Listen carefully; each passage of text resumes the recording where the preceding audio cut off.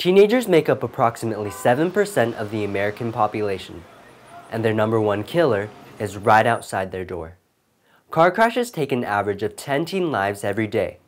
The main cause? Reckless driving. In this technological age, distraction becomes easier to succumb to, especially on top of the already existing dangers of windy roads, speeding, DUIs, noisy friends, loud music, and busy lives.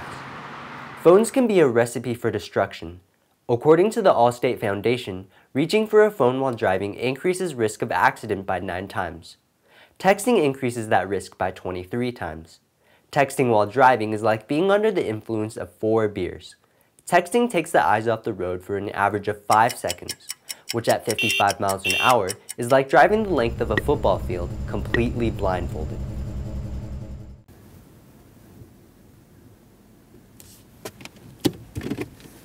Statistics can be hard to grasp. It's easy to say, I'm different. The chances are too small. That never happened to me. 13 years ago, these were the thoughts of 18-year-old Marcus Leland. And he was right. He didn't die. But his decision to drive recklessly led to the death of 4 others, 3 of his friends, and an innocent driver who was driving in the opposite direction. 2 of these victims were brothers, Timothy and Daniel Renolds. I sat down with their parents, Alice and Tom Renolds. So, could you explain the incident and what happened? On February 17, 2000, 3 teens came to our door. They told me that Tim, our 18-year-old son, had been in a very bad crash, and they didn't think he had made it. And I told them they were kidding. This was a joke. And my husband came in and said, what's going on? What's going on? And I said, they said he's dead. Tim is dead. So we got in the car and headed towards Sand Canyon. And there was so much traffic, and we could hardly even drive.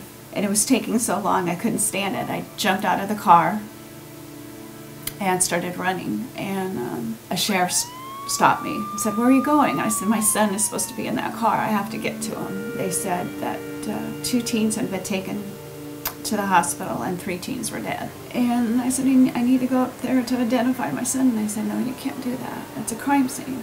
So I explained what Timmy was wearing that night. And the sheriff walked up to the crash scene and came walking back and told me, yes, that Timmy was dead. My older son, Scott, called and said that he found that Danny might be in the car as well. So he walked up to the crash scene and he walked back and he had to tell me that my other son was dead too. So at that point I just fell to the ground and I had to find out that both my sons were killed. There was speculation that they were racing. The car that they were in was going at a very high rate of speed, over 100 miles an hour. Short term was, you know, basically I didn't want to live afterwards. You know, losing 2 children, it was, how do you survive after something like that? It's the hardest thing a parent ever has to do, because you don't expect to bury your child and then have to go back to your house and sit at a table with 2 empty chairs and go into their rooms and see all their belongings and know that all the dreams that they ever had just gone. Long term, after the court process was over, we were coming up on the 1 year. We wanted to do something in their memory. We talked with the city and put together a community march, walk in their honor. But it was also to promote safe driving. I felt like I needed something to help me, give me a purpose to go on, and I felt like if I could just save one kid out there, that would help me and my purpose and my healing. And so I asked to speak at the Every 15 Minutes program, which is a program at the high schools that's a reenactment of a crash. After that first time of speaking, we've spoke every year to Every 15 Minutes programs at all the high schools, and I think it really gets through those kids. You know that you can die. You are not invincible. You can die and you will die.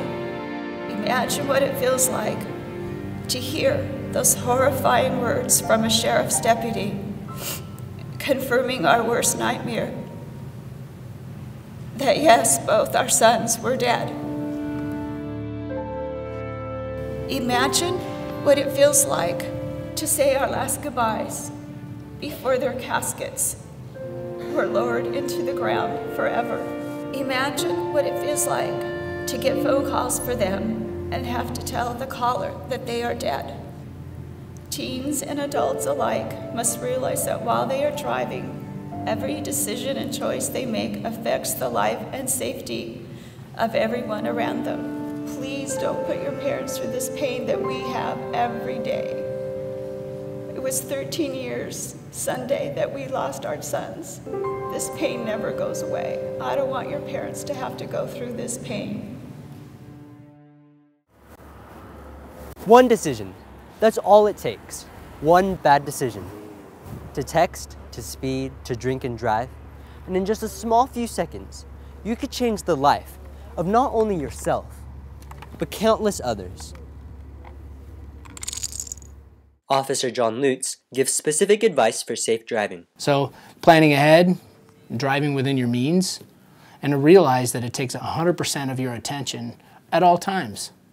And that's why distractions are a big thing for teens right now as well. They don't really realize how dangerous they are until they're in one of those predicaments. Many of the things that the teen driver has issue with is the experience factor. Not many of them realize the capability of the automobile or its incapability. They don't understand that there are so many variables involved in traffic collisions, whether it be roadway surface condition, inclement weather, whether the tires are in perfect shape, whether they're inflated properly. Then we have an impact program, which they actually interview students and find out what they believe is dangerous, cobras and Uzis and etc. And you realize that all of the stuff above the word texting, not even a third of that is a result as it is in texting. And even on the poster here behind me, the dots that are on that matrix there show colors of deaths other than driving accidents.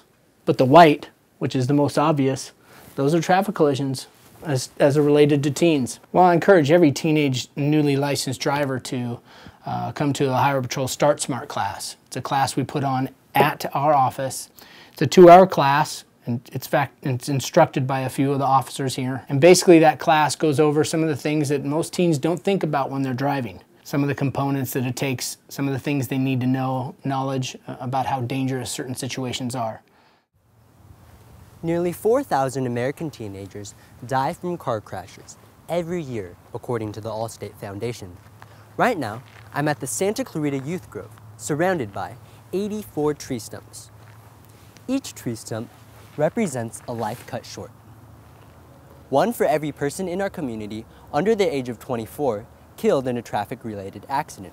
But the time is now for you to educate you and your friends. And together, you can take a step in reducing these numbers and grow like these trees. We're the kids who never got a chance to. For the Saugus News Network, this has been Cameron Quon reporting.